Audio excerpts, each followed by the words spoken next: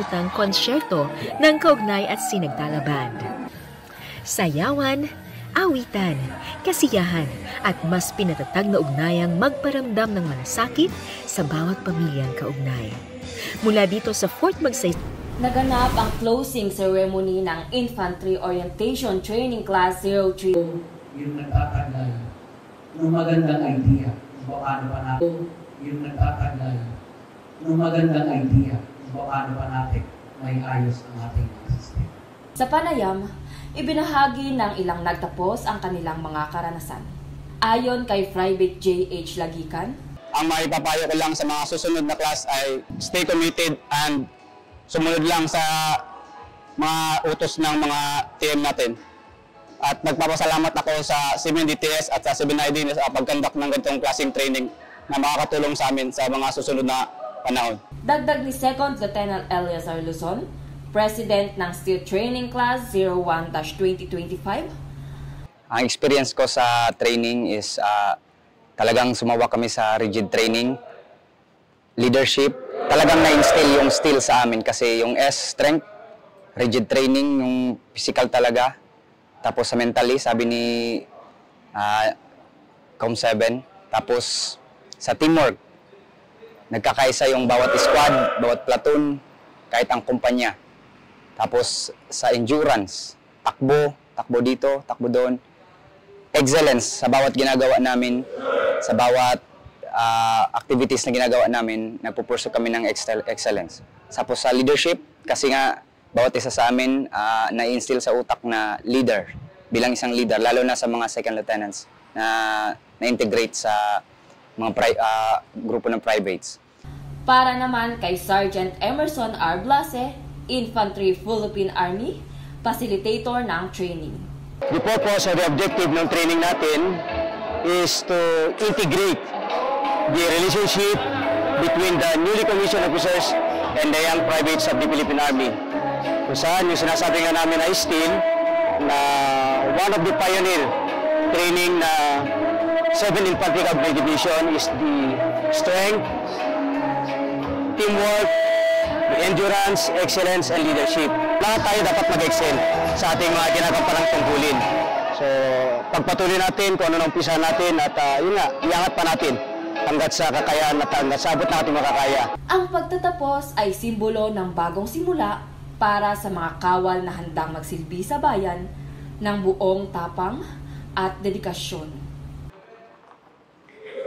Ito ay kaalaman at inspirasyon upang lalo pang mas magpatatag at mapalakas ang pisikal at mas maging aktibo ng kakayahan sa pakikiisa, sa pagsusulong ng kapayapaan at progreso sa ating bansa. Mula dito sa 7ID Covered Court, ako si Mitch Dayan Lumasak, ang inyong pamilyang kaugnay. Salamat Mitch sa ulat ukol sa patuloy na pagpapalakas ng kasanayan sa hanay ng ating mga kasundalohan. Ngayon, ating silipin ang pagtitipon ng mga senior non-commissioned officers ng 7ID para sa mas matatag na pamumuno. Jamil Santos, ibalita mo. Bilang bahagi ng pagdiriwang ng ika-37 anibersaryo ng 7th Infantry Kaugnay Division, matagumpay na isinagawa ng Office of the Division Sergeant Major ang Senior NCO Leader Symposium sa Bulwagang Teniente Bandong, Fort Magsaysay, Palayan City, Nueva Ecija. Respect the ideas ng bawat isa. Pwede kasi lahat tayo may ideas Feel free to do it. To all of the Sergeant Majors or Sergeant Sitlers na nandito, enjoy, and to everyone, happy 37th founding anniversary to all of us. Taglay ang temang 7ID at 37, matatag na senior NCO, pamilyang nagkakaisa at serbisyong may puso kaugnay ng bagong Pilipinas.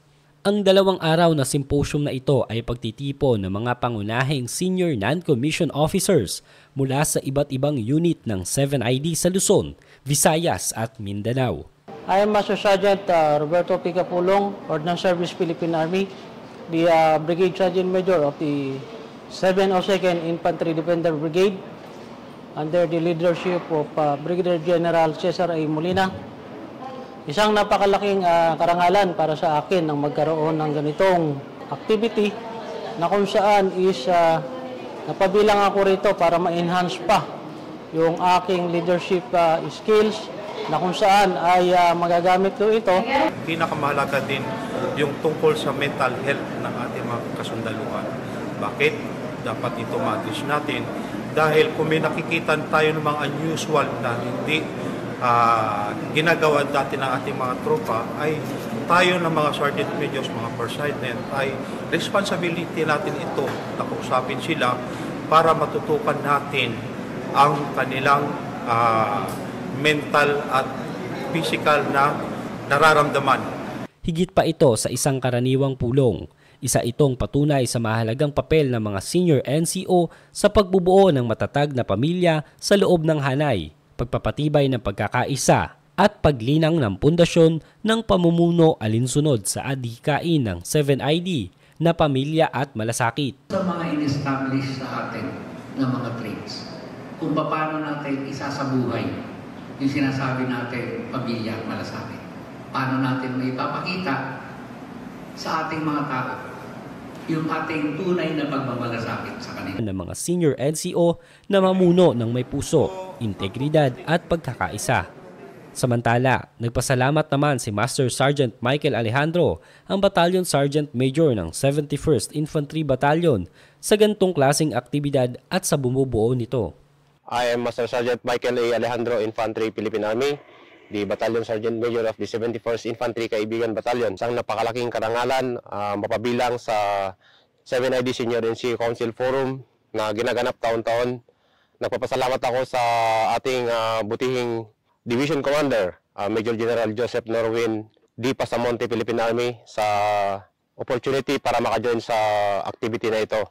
At para mahasa din ang aming kalaman para sa kagaganda ng aming tungkulin bilang Sergeant Major at upang madagdagan pa ang aming mga kalaman sa paggawa ng mga pulisiya para sa kagaganda ng ating mga personnel sa 7ID. Sa pagtatabos ng makabuluhang pagtitipong ito na ipamalas ng ating mga senior non-commissioned officers ang tunay na diwa ng pagkakaisa, malasakit at matatag na pamumuno, tunay na sandigan ng bagong Pilipinas. Mula dito sa bulwagang Teniente Bandong, ako si Jamil Santos, ang inyong pamilyang kaugnay. Salamat, Jamil. Tunay na mahalaga ang pagkakaisa at pagpapalitan ng kaalaman upang mahubog ang kakayahan at maging modelo ng mga susunod na lider na tagapagpanatili ng kapayapaan. Samantala, matagumpay namang na-turnover ang Spring Development Water System Project sa Talaingod, Davao del Norte. Isang hakbang para sa mas progresibong komunidad. Para sa detalyeng ulat ni Beverly Bernardino. Isinagawa kamakailan ang turnover ng Spring Development Water System Project o SWIS sa Sitio Barubo, Talaingod, Davao del Norte. Pinangunahan ito ni Attorney Maria Mercedes V. Dumagan, Regional Executive Director ng DNR 11, kasama ang iba't ibang ahensya ng pamahalaan at kinatawan ng komunidad. Ang proyekto ay resulta ng pagtutulungan ng 56 Infantry Tatag Battalion, DNR Senro New Corella sa pangunguna ni Ms. Marites D. Jackson, Penro, Menro, Department of Agriculture, BLGU Daguhoy at Farmers Association ng Sitio Barubo. Layunin ng proyekto na mapabuti ang akses ng mga residente sa malinis at ligtas na tubig, lalo na para sa mga plantasyon sa lugar bilang paghahanda sa posibleng tagtuyot. Nagpasalamat ni tanan diri sa Sitio Barubo nga ang 56 IB nga nagtabang sa amua diri sa Sitio Barubo nga aron mo abot ang ayon siya sa gobyerno nga among gikinahanglan kining water system tubig.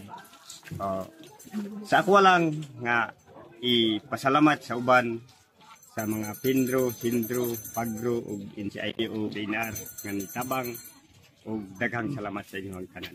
Binigyan din sila ng Swiss kasi kaakibat ito sa kanilang proyekto na mabigyan sila talaga ng spring water development na proyekto. So, ang pinaka-purpose lamang dito is para yun sa mga plantations natin na mabigyan ng source ng water in case na may drought at especially yung mga pangangailangan din ng community na which is yung pinaka-basic natin is yung tubig.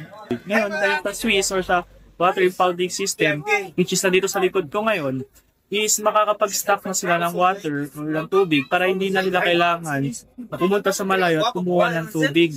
Libre yung tubig at mas malinis na yung tubig nila ngayon mas malapit na rin dito na mismo kung saan sila nakatira. Inaasahang makatutulong ang proyekto sa pangmatagalang pag-unlad ng Sitio Barubo, hindi lang sa aspeto ng kalusugan, kundi pati na rin sa patuloy na produksyon ng agrikultura. Mula dito sa Talaingod, Davao del Norte, ako si Beverly Bernardino, ang inyong pamilyang kaugnay. Salamat, Beverly. Inaasahang malaking kaginhawaan ang hatid ng mga proyektong ito sa mga mamamayan ng Talaingod, Davao del Norte.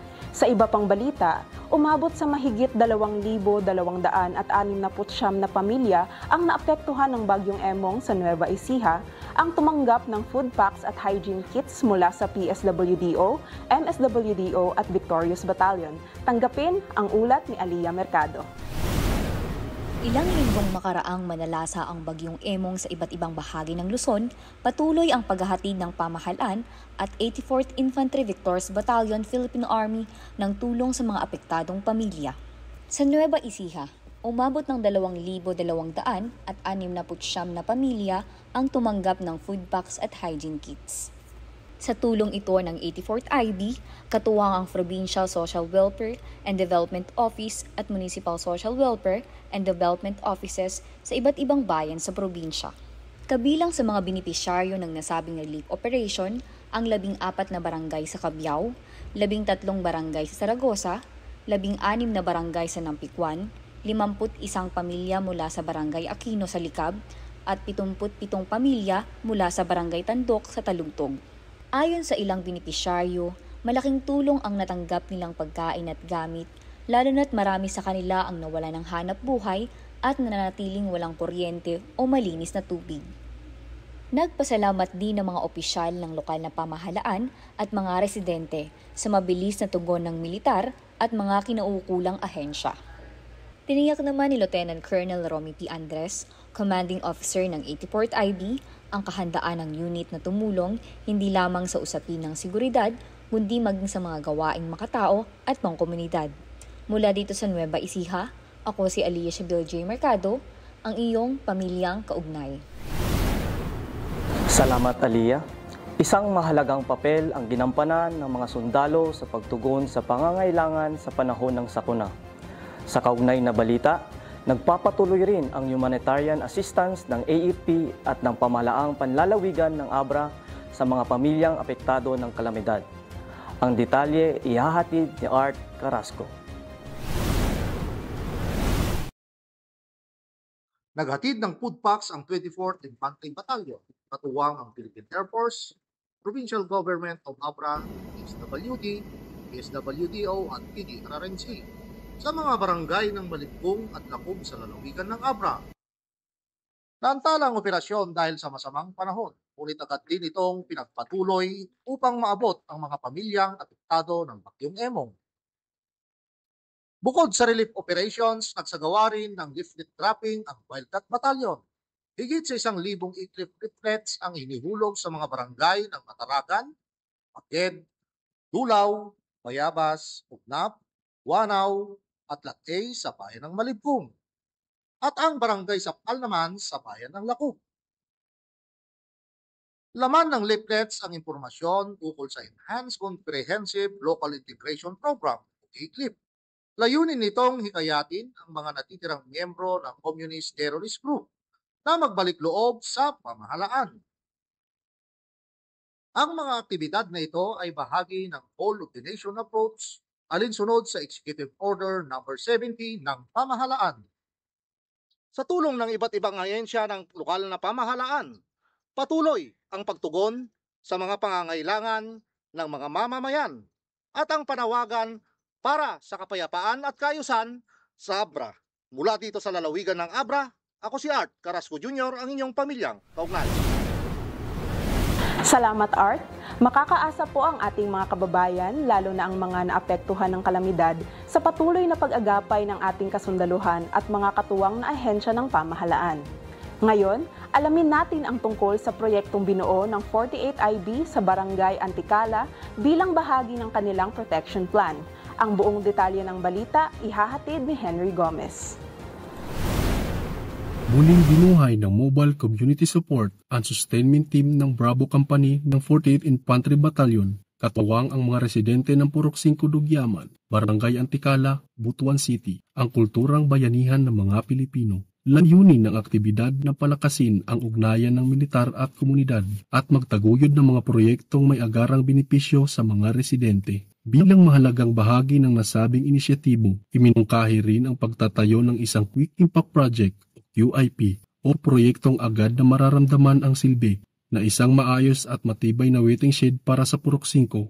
Layunin nitong magsilbing silungan at proteksyon laban sa matinding init ng araw at biglaang buhos ng ulan, lalo na para sa mga mag-aaral at matatandang madalas maglakad sa lugar. Sa tuloy-tuloy ng kampanya ng Philippine Army para sa kapayapaan at kaunlaran sa kanayunan, muling pinatunayan ng 48IB na sa pagtutulungan ng pamahalaan at komunidad, posible ang progresibong pagbabago. Mula rito sa Sitio Mandalayag, Barangay Paning, Butuan City, ako si Henry James A. Gomez, ang inyong pamilyang kaugnay. Salamat sa detalye, Henry. Kudos po sa purok bayanihan ng 48IB sa Barangay Antikala sa lungsod ng Butuan. At ngayon, isa na naman itong hakbang para sa kabuhayan ang inilunsad sa Talaingod sa pamamagitan ng Salawao Development Workers Association Bakery. Narito ang ulat mula kay Beverly Bernardino. Isinagawa kamakailan ng formal na paglulunsad ng bakery project ng Salawao Developmental Workers Association o SDWA sa sitio JBL, Barangay Santo Niño, Talaingod, Davao del Norte. Ang proyektong ito ay bunga ng pagtutulungan ng 56th Infantry Battalion sa pamumuno ni Lieutenant Colonel Ali B. Sumangil, Infantry General Staff Corps, Philippine Army, Department of Labor and Employment sa pangunguna ni Attorney Randolph C. Pensoy at ng lokal na pamahalaan ng Talaingod sa pamumuno ni Mayor Junny Libayaw. Bilang isa sa mga people's organizations ng 56IB, nakatanggap ang SDWA ng mahigit 400,000 halaga ng kagamitan para sa kanilang Food Processing Livelihood Project sa ilalim ng Dole Integrated Livelihood Program o DILP. Amo lang ihauhag o gidayig o gidasig ang atong mga kaigsunan nga palambuon para kini sa usa ka garbo sa ila o garbo pud namo. Kanunay kami mohatag sa among mga kaigsunan o sa atong mga kaubanan o sa atong mga kapos aron ang programa sa gobyerno masinati, maramdaman o mahatag. Malaki ang pasasalamat ng SDWA sa suportang natanggap mula sa militar, dole at lokal na pamahalaan. Katong sayo na mo gay na nga among gi-perform is kuanto siya way of expressing our gratitude to each and everyone nga naghatag og opportunity sa amo. Mapasalamaton kami dako sa 56IB nga sila maoy nag-guide kanamo o bisan pa man sa amo ang Municipal Mayor Junny Onit Libayaw nga sa pagpagamit ni ini nga building og usab ang Dolly nga maoy naghatag og dakong tabang gitabangan mi niya og 400,000 para niining makapahigayon kami niining bakery. Naasahang makatutulong ang proyektong ito sa pagbibigay ng hanap buhay, lalo na sa mga kababaihan at kabataan sa lugar at magiging daan upang mapaunlad pa ang kalidad ng pamumuhay ng mga taga-Talaingod. Mula dito sa Talaingod, Davao del Norte, ako si Beverly Bernardino, ang inyong pamilyang kaugnay. Salamat muli sa iyo, Beverly, sa isa pang ulat ng pag-unlad ng kabuhayan ng mga mamamayan sa Talaingod. Samantala, alamin naman natin ang inisyatiba ng 48IB sa pagpapalakas ng presensya ng kasundaluhan sa pamamagitan ng foot patrolling. Jello Badajos, ibalita mo.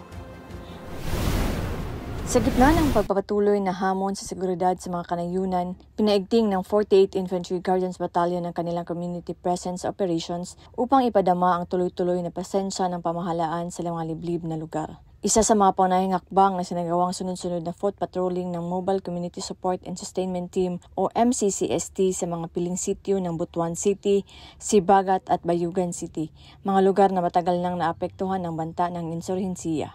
Sa ilalim ng direktiba ni Lieutenant Colonel Kenny Ricci, Zone Battalion Commander ng 48IB, isinagawa ang sistematikong foot patrol upang matukoy ang mga isyong pansiguridad, marinig ang hinanaing ng mga residente at matiyak na ligtas ang kanilang pamayanan. Kasabay nito, namahagi rin ng information, education, and communication materials ang mga tropa bilang babala laban sa panlilinlang ng mga grupong CPP, NPA, NDF. Layunin ng kampanya na hadlangan ang bagong recruitment ng mga armadong grupo, lalo na sa mga dating impluwensyahan ng rebelding kilusan, sa pagkipag-ugnayan sa mga lokal na opisyal at pamayanan na bigyan ng sapat na kaalaman ang komunidad upang maprotektahan ang kanilang sarili. Ang bawat lakad at pagbisita ng mga tropa sa kabundukan ay hindi lamang pagbantay, kundi isang mensahe na roon ang gobyerno upang makinig, magtanggol at magsilbi. Sa pamamagitan ng tuloy-tuloy na presensya sa mga kanayunan, pinatunayan ng Guardians Battalion na hindi kailanman malalayo ang pamahalaan sa mamamayan, anumang lugar at anumang hamon. Mula dito sa Caraga Region, ako si Jello Badawa sa inyong Pamilyang Kaugnay. Maraming salamat, Jello. Ang pakikiisa sa ganitong klaseng aktibidad ay alinsunod sa misyong mapanatili ang kapayapaan at seguridad, lalo na sa liblib na lugar. Samantala, inilunsad sa Bayambang ang Task Force Disiplina sa pakikipagtulungan ng kaibigan troopers. Mary Jane Pedregosa sa ulat. Inilunsad ng lokal na pamahalaan ng Bayambang Pangasinan ang Task Force Disiplina, katuwang ang 71st Infantry Kaibigan Battalion of Philippine Army. Layunin ng inisyatibang ito na mapalakas ang kaayusan, kalinisan at kaligtasan sa buong komunidad. Idinaos ang paglulunsad sa Mayor's Conference Room ng Municipal Hall sa punguna ni Dr. Cesar Quiambao, Chairman ng Task Force Disiplina, kasama ang mga opisyal mula sa local government unit, barangay at iba pang sektor kung saan magsisilbing pangunahing tagapagpatupad ng Discipline Zone Guidelines. Kasabay nito ay isinagawa ang 3 araw na orientation seminar para sa 26 na bagong miyembro ng Task Force. Pinangunahan ito ng mga estudyante mula sa Civil Military Operations Capability Enhancement Training ng 71st Infantry Battalion. Isa sa mga pangunahing tagapagsalita si Lieutenant Colonel Benny Sinca, Battalion Commander ng 71st Infantry Kaibigan Battalion, na nagbahagi ng paksang Managing Conflict Through Synergy.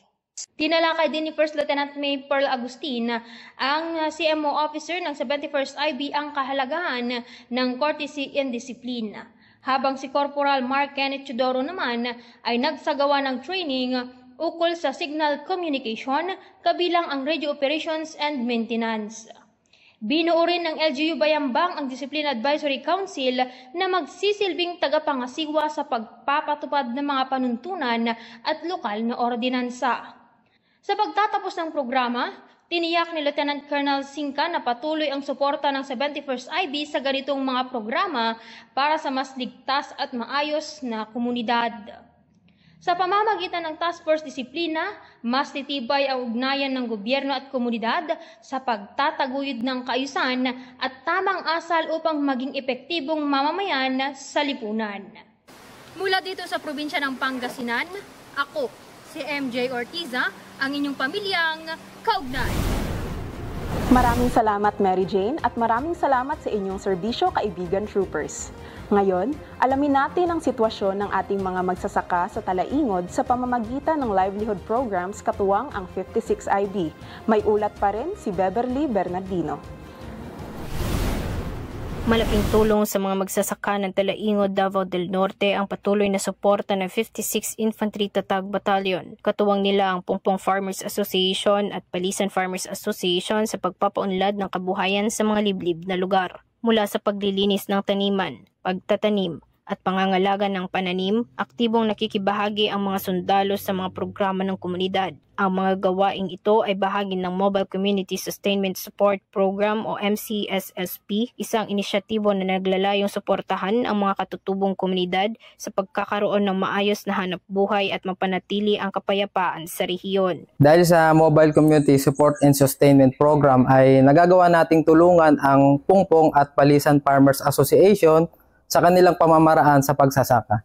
Importante din na maramdaman nila na may tunay na gobyerno na handang tumulong sa kanila at sa komunidad tungo sa kapayapaan at kaunlaran. Dahil dito, taus-pusong nagpapasalamat ang mga benepisyaryo sa tulong ng 56 IB. Pinapaabot po namin ang taus-pusong pasasalamat sa tulong at pakikiisa ng mga kasundaluhan sa paghahanda ng lupa para sa pagtatanim ng mga gulay. Patuloy ang 56IB sa pagpapatupad ng mga programang pangkapayapaan at pangkabuhayan bilang tugon sa komunidad ng Talaingod. Mula dito sa Talaingod, Davao del Norte, ako si Beverly Bernardino, ang inyong pamilyang kaugnay. Salamat Beverly.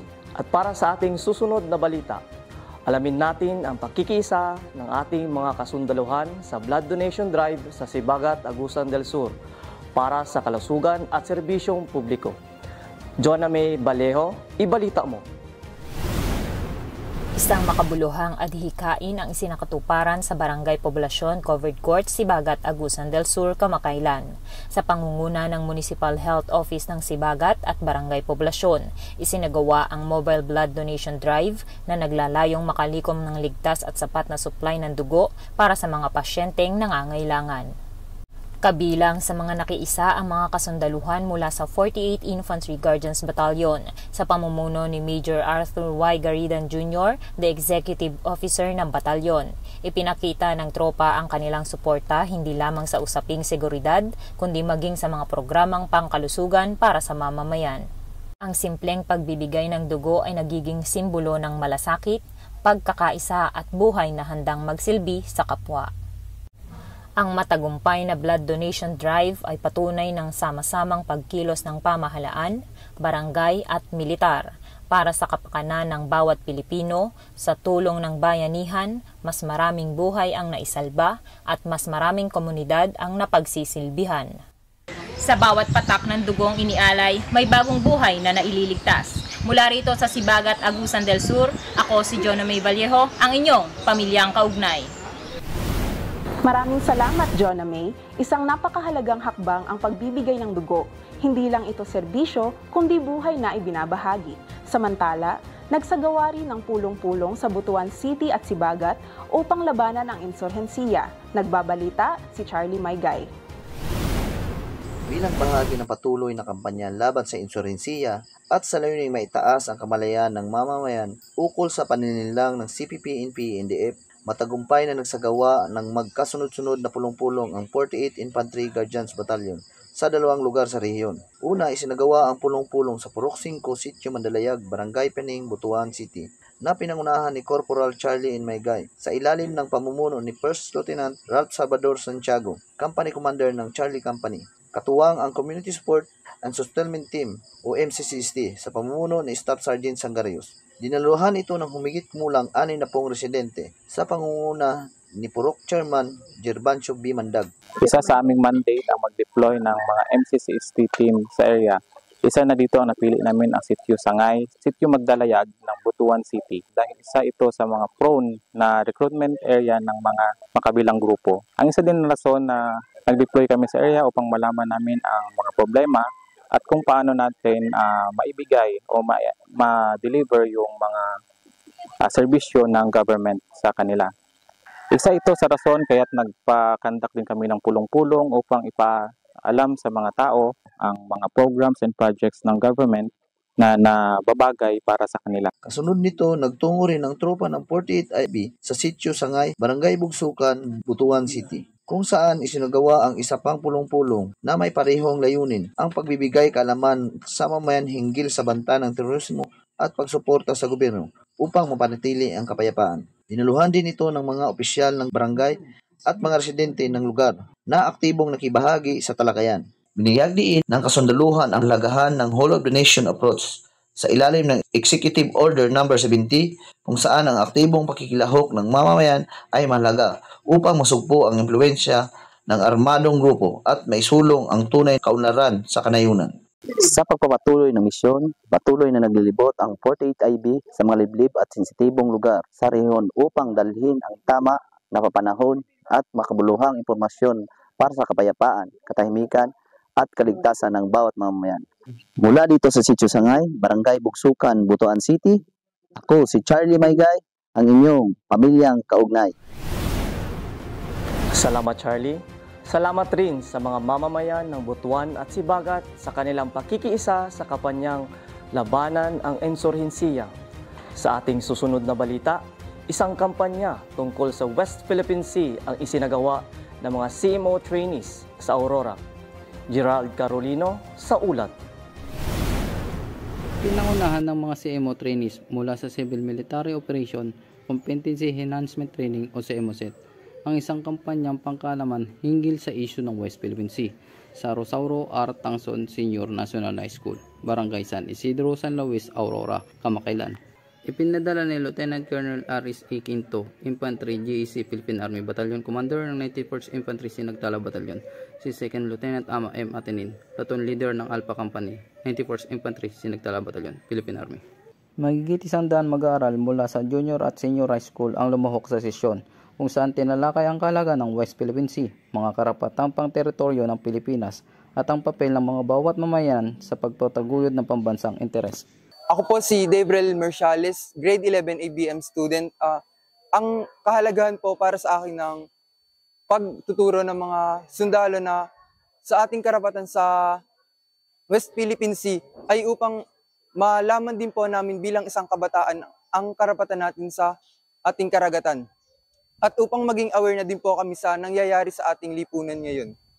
Binigyang din ni Lieutenant Atenin na ang kaalaman ay sandata sa pagtatanggol ng bayan at ang kabataan may tamang kaalaman ay magiging haligi ng kinabukasan. Mula dito sa lalawigan ng Aurora, ako si Gerald Pride Carolino, ang inyong pamilyang kaugnay. Maraming salamat, Gerald. Mahalaga ang pagbibigay ng tamang impormasyon sa taong bayan upang mapanatili ang pagkakaisa at kaalaman, lalo na sa pangangalaga ng integridad ng teritoryo ng bansa. Samantala, nagsanib puwersa ang Sandatahang Lakas, PNP at BFP sa Revitalized Police sa Barangay Lecture sa San Luis, Aurora. Ang buong detalye ng balita ihahatid ni Davs Lopez. Kamakailan, isang makabuluhang information drive ang isinagawa sa Barangay Sara, San Luis, Aurora bilang bahagi ng Revitalized Police sa Barangay o RPSB. Isang inisyatibong pinagtutulungan ng Philippine Army, Philippine National Police at Bureau of Fire Protection upang palakasin ang presensya ng Estado sa antas ng barangay at paigtingin ang kaalaman ng mamamayan ukol sa seguridad. Pinangunahan ng Civil Military Operation Competency Enhancement Training Team o CMOSET ang aktibidad sa pangunguna nina 2nd Lieutenant Ama M. Atinin at Private First Class Fernando C. Lopez kaysa ang mga kawani mula sa PNP, BFP at mga barangay official ng Barangay Sara. Tinalakay sa nasabing lecture ang mga sensitibong paksa tulad ng Infiltration Awareness Drive at Army Recruitment Process, pagkilala sa mga taktika ng Communist Terrorist Group o CTGs sa pag-infiltrate sa pamayanan, mga estratehiya sa pagre-recruit ng mga kabataan at mahihinang sektor. Lubos na naging suporta ng lokal na pamahalaan sa pangunguna ni Barangay Captain Lorna Bihasa na nagpahayag ng pasasalamat at pagbibigay diin sa kahalagaan ng edukasyon sa kapayapaan at seguridad. Imagine, this is national agencies. Hindi ito sa lokal na pamahalaan lang natin. Sila yung mga bumababa sa atin para ibigay. Kaya sana isa-isip natin at tulungan natin sila na mapaigting yung kanilang layunin dito sa atin sa barangay Mangmulayo. Samantala, binigyan diin ni 2nd Lieutenant Atinin na ang programa ay bahagi ng patuloy na hakbang ng militar upang palalimin ang tiwala at pagitan ng inipirmadong hanay at sibilyan at upang itaguyod ang whole of nation approach sa paglaban sa inserhiya. Nagpahayag naman ng taos-pusong pasasalamat ang mga residente kabilang ang mga kabataan sa pagkakataong makibahagi sa isang diskusyon, makabuluhan at makabayan. Ang Revitalized Police sa Barangay ay bahagi ng estratehiya ng PNP na sinusuportahan ng AFP at iba pang ahensya ng pamahalaan na layuning paigtingin ang ugnayan ng pamahalaan at komunidad at tugunan ang mga banta sa lokal na seguridad sa pinaka-crossroad na antas. Mula dito sa lalawigan ng Aurora, ako si Davs Lopez, ang inyong pamilyang kaugnay. Salamat, Dabs. Isang magandang halimbawa ng pagtutulungan ng mga ahensya ng gobyerno para sa kapayapaan at kaayusan sa mga pamayanan. Kapag sama-sama, mas matibay ang kampanya para sa mas maayos na komunidad. Ngayon naman, alamin natin ang tagumpay ng Pagalanggang National High School Youth Summit sa paghuhubog ng mga kabataang lider. Ang detalye ihahatid ni Sherry Babe Sabino. Sa ilalim ng temang Ignite the Future, Leading with Passion and Purpose.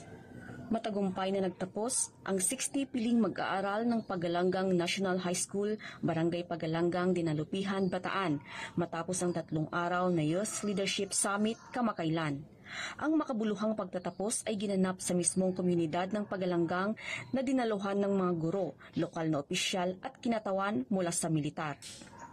Pinangunahan ng programa ng Charlie Courageous Fighters Company ng 69th Infantry Cougar Battalion, 7th Infantry Division, Philippine Army, katuwang ang pamahalaang lokal ng Dinalupihan at ang pamunuan ng PNHS.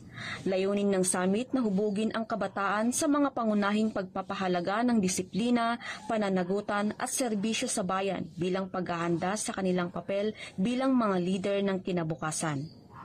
Sa culminating activity, ipinamalas ng mga kalahok ang kanilang mga natutunan sa pamamagitan ng team building activities, leadership workshops at mga testimonya ng personal na pagbabago.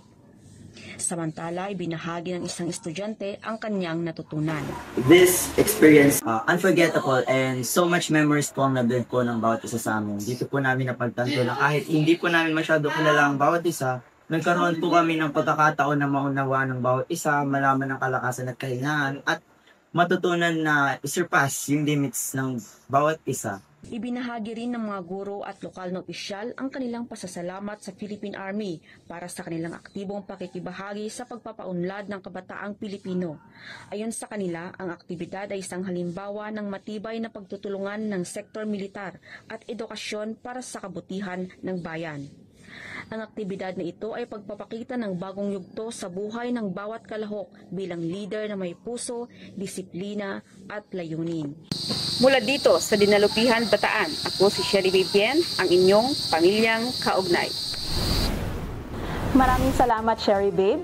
Muling ipinakita ng ating mga kabataan ang dedikasyon na matuto at maging mahusay sa iba't ibang larangan ng pagiging lider ng susunod na henerasyon.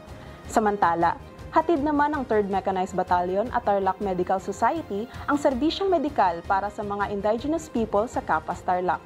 Narito ang ulat ni Mark Denver Lulunan. Serbisyong medikal hatid sa liblib na komunidad ng Capas. Isang matagumpay na medical mission ang sinagawa ng 3rd Mechanized Infantry Makatarungan Batalyon, Armored Division, Philippine Army sa pamamagitan ng 31st Mechanized Infantry Company para sa mga indigenous people ng Sityong Minabayukan, Barangay Santa Juliana, Capas, Tarlac, kamakailan. Ang aktibidad ay sinakatuparan sa pangunguna ni Captain John Larry B. Bumagat sa pamamagitan ng kanyang executive officer na si Lieutenant Alexander T. Batara, katuwang ang Tarlac Medical Society sa pamumuno ng kanilang pangulo na si Ginang Alicia R. Valdez, kabuoang 85 katutubong residente mula sa Sityong Minabayukan ang nakatanggap ng libreng serbisyo medikal, consultation at gamot sa kanilang mga muka, bakas ang pasasalamat at ginhawa mula sa tulong na kanilang natanggap. Nangako ang 3rd Mechanized Infantry Battalion at Tarlac Medical Society na hindi ito ang huling pagkakataon. Ayon sa kanila, patuloy silang magsasagawa ng kaparehong aktibidad sa iba pang liblib na lugar sa lalawigan. Maraming salamat po na nagbigay ng mga tulong dito sa amin sa Sitio Minabayukan. Ako pang leader nilang chieftain. Kasi maganda po yung ibigay niyo mga lahat ng gamot dito, kailangan namin. Kasi mahirap ang buhay namin dito pag tag-ulan. Kasi malayo ang bayan, wala sa malapit sa doktor. Kasi mahirap ang katutubo eh. Walang hanap buhay kung minsan. Kasi marami nakakasakit sa amin. Mga bata, matanda, kaming mga senior na hindi na nakakalakad sa tubig. Mahirap kasi tumawid na tubig yung senior eh. Baka maanod po eh. Maraming salamat po sa inyo, sir, na nagbigay ng mga konting tulong. Maraming salamat. Sa pamamagitan ng pagtutulungan ng militar at pribadong sektor, muling pinatunayan ang tunay na serbisyo at walang pinipiling lugar o katayuan sa buhay. Ang makataong misyong ito ay simbolo ng bawat pag-asa, pagkakaisa at malasakit sa bawat Pilipino. Kami sa IE Medica at saka Medetics in partnership with Salian Foundation Inc. Meron kaming medical mission ngayon dito sa Sitio Manabayukan para mapadala sa ating mga kababayan dito ang mga benepisyo ng consultation with the doctors and yung mga medicines na pwede nilang kunyari pang-maintenance nila, vitamins and supplements. So, ginagawa namin ito yearly, multiple times in a year para lang po sa access to healthcare, to better healthcare ng mga kababayan. Mula rito sa Sitio Manabayukan, Kapas Tarlac, ako si Mark Lulunan, ang inyong pamilyang kaugnay.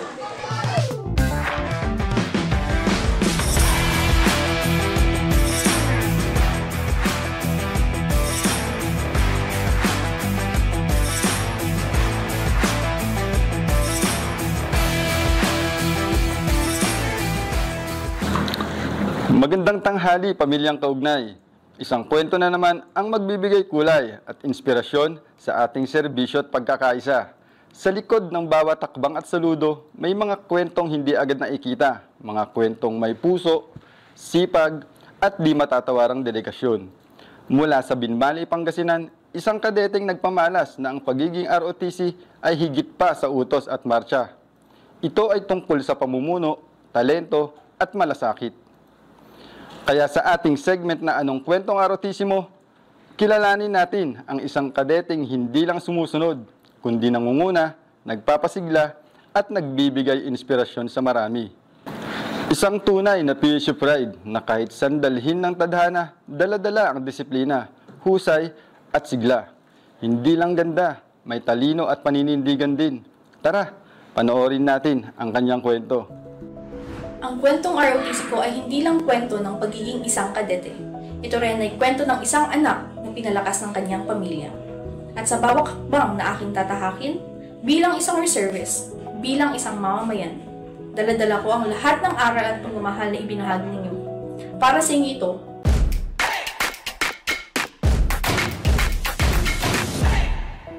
ako po si Sergeant Irishmael Samson Canaman from Pangasinan State University, Lingayen ROTC Unit.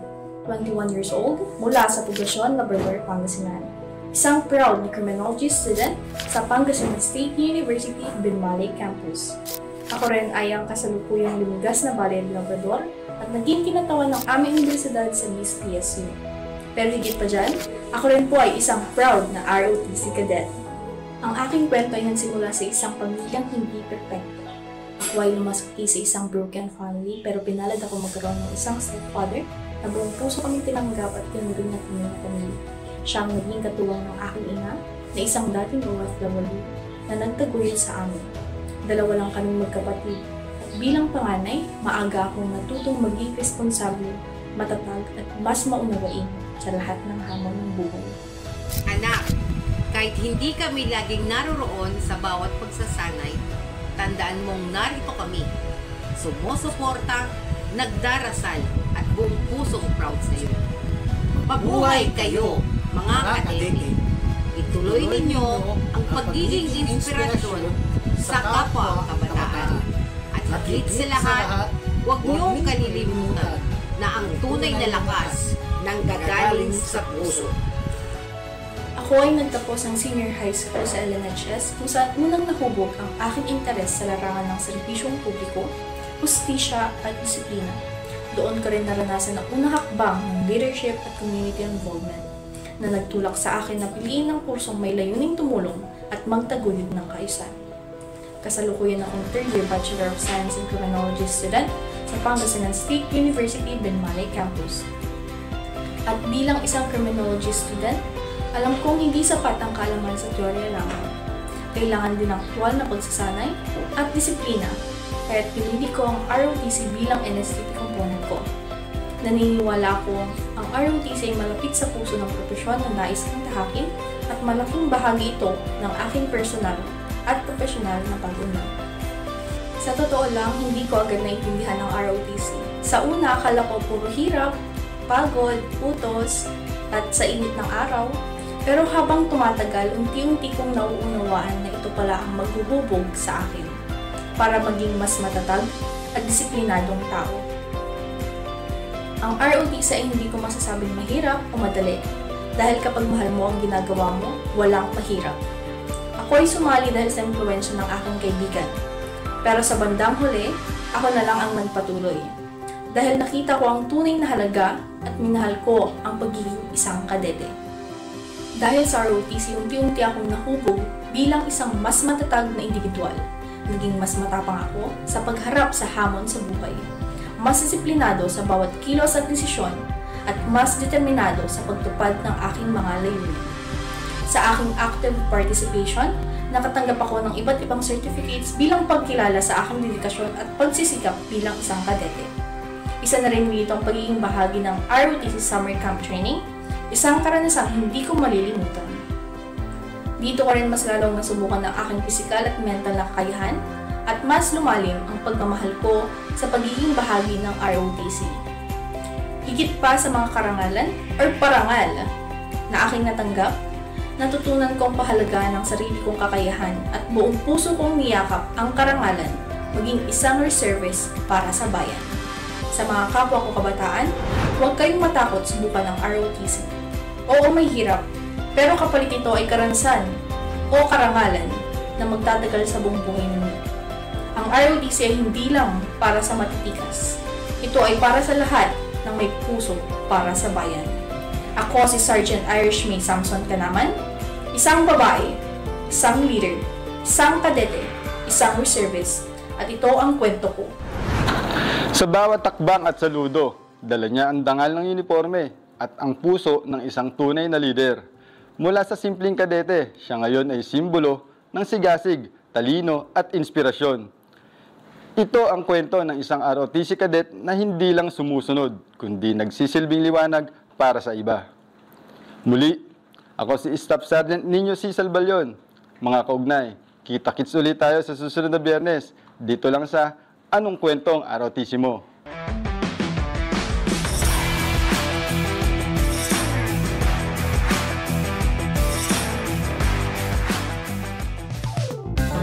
Magandang araw sa ating lahat. Ako po si Judith Pechabe at kayo ay nakatutok sa Kaugnay Way of Life, kung saan ating tinatalakay ang mga kwento na may aral at inspirasyon na tunay na kaugnay sa ating pang-araw-araw na buhay bilang sundalo. Sama-sama nating tuklasin ang mga bagay na nagbibigay saya, aral at kulay sa ating buhay. At naiiyak po si Sir, naiiyak siya sa sobrang pagpapasalamat po sa Guardian Troopers.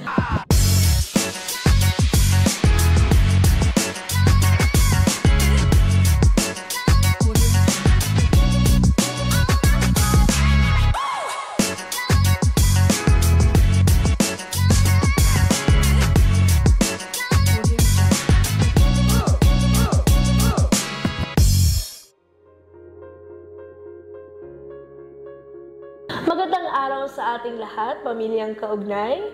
Bagong guest na naman po ang ating makakasama ngayong araw na ito. Isa sa ating pamilyang kaugnay, syempre, mula pa rin sa Mindanao, na talagang lumipad pa dito sa Luzon. Magulang, gusto ko silang matulungan. Opo. Pagkatapos ng training is yung pagmamahal sa bayan. That's a keyword, no? Pagmamahal sa bayan bilang isang sundalo. Ano po yung pinaka parang hindi nyo laging nagagawa sa inyong pamilya? Parang nasanay na rin ako at yung pamilya ko na nakasama palagi ng mga panahon na gusto nila at na-prepare ko na rin sila katulad ng pag-prepare ko sa isip ko na ganito talaga yung magiging setup ng pamilya namin. Opo, no? Sa mga mahalagang araw nila. So, ano po yung pwede nyong ipayo sa mga sundalong malayo sa kanilang pamilya? Isang napakahirap na mangyayari sa isang pamilya is yung magkalayo kayo. Pero sa una, kakaroon talaga kayo ng struggle. Pero pag tumagal yan ng 6 months na nakauwi ka na, parang mawawala yun at masasanay ka. At pati yung pamilya mo masasanay. Masasanay na rin. Kasi yun po ay tawag ng trabaho. Parang napansin ko, sir, na napaka-emosyonal nyo, no? Pagdating sa pamilya. So, paano po nagsimula yung journey ninyo sa pagiging sundalo? Pumunta ako sa Manila, nag-working student ako, pero sa kasamaang palad, hindi ako nagtagumpay. That is why sumama ako sa brother-in-law ko sa Public Works at doon na-employed ako bilang casual. Opisina niya is sa Cotabato City. It's the Marine Equipment Division ng Public Works and Highways. Doon nagtrabaho ko bilang Marine Engine Man. Wow! Umuwi ako, namiritsi ako sa bahay ng kuya ko. Sinabi ko sa kanya na interesado ako. So, paano po kayo nag-apply? Una, naging striker ako. Ni Master Sergeant Casul, yun, tinulungan niya kami na makapag-exam, lahat-lahat, bahay, pagkain. Nagkukonduktor ako, driver naman yung isa. Tapos meron siyang vulcanizing. Marami kami, 6 kami. Kumbaga parang yun yung naging stepping stone po ninyo, no? Ano po yung first assignment ninyong? This ko is base sa Limay, Bataan. Base sa Limay, Bataan. Opo. Na ngayon ay nasa Abra na po, ano? Bakit po? Opo. Na ngayon ay nasa Abra na po, ano? Bakit po General ng Philippine Army, si Lieutenant General Galido? Sir, ano naman po yung masasabi ninyo doon? Kasi talagang nagre-reflect doon yung performance ng 48IB at isa ka doon. Isa ka doon sa leader na yon kung bakit nakamit yung ganong klaseng tagumpay. Unang-una nagpapasalamat ako sa ating butihing former Commanding General Philippine Army. Nakita niya yung spirit ng tropa namin. Ilang option na ibinigay sa inyo, bagamat napakadami po ng responsibilidad. Lahat ng enlisted personnel hawak niyo po.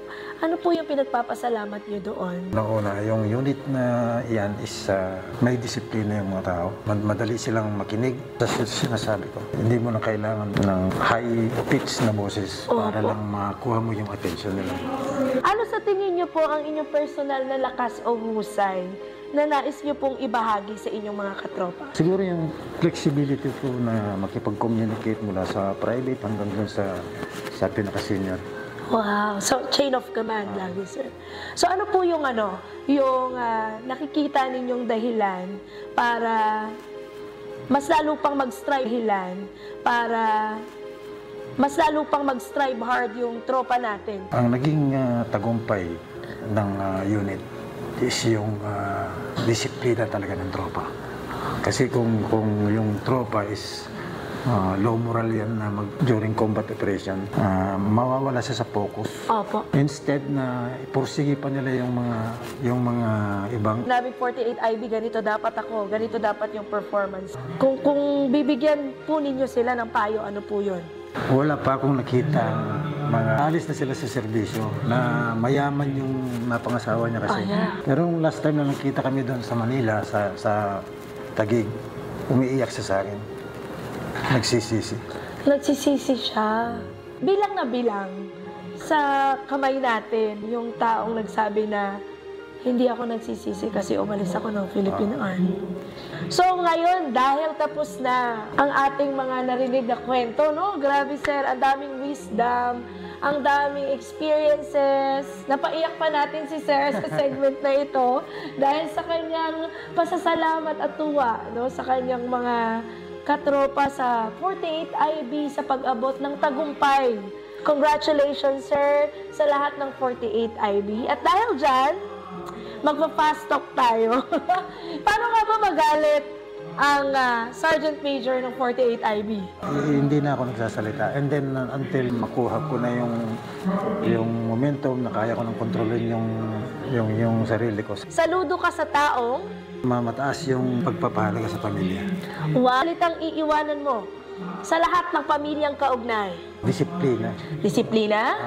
Yung pinakamataas ng performance. Okay, performance. Pagpapahalaga sa pamilya. Yun nga, pagpapahalaga sa pamilya. Isang salita na i-describe si Master Sergeant Laktaw-Taw. Matyaga talaga. Master Sergeant Laktaw-Taw. Matyaga talaga. Matyaga. Next, personal expert or management expert? Parehong mahalaga yan. Pareho. Weekend or duty? Mas mahalaga ang weekend, pero hindi ko susundin, duty pa rin. Susundin. Okay, next po. Leader or follower? Follower. At ang leader is secondary. Okay. Next naman po, pamilya o malasakit? Mas bigat sa akin yung pamilya, pero uunahin ko yung pagmamalasakit. Alright. Husay o disiplina? Disiplina. Mensahe? Kasi yung mga dinanas ko sa buhay. Alright. Iiyak na naman si sir. Nakakapagpapogi yan. Yung taong mapagmahal sa pamilya. Para sa akin, hindi physical ang kapugian. Dahil ang kapugian is yung honest ka, loyal ka, tapos mahal mo yung pamilya mo. Master Sergeant Lactaw-Taw, ano po ang inyong mensahe sa iyong sarili? Sana lagi pag-igihin yung trabaho mo at sana ma-survive mo yung 57 years old. Wow!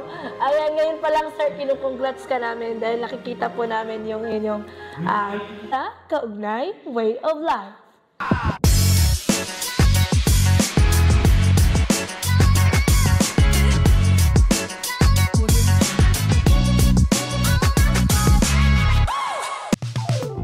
At sa puntong ito, Pamilyang Kaugnay, bibigyang daan naman ng ating mga co-host. Magandang tanghali.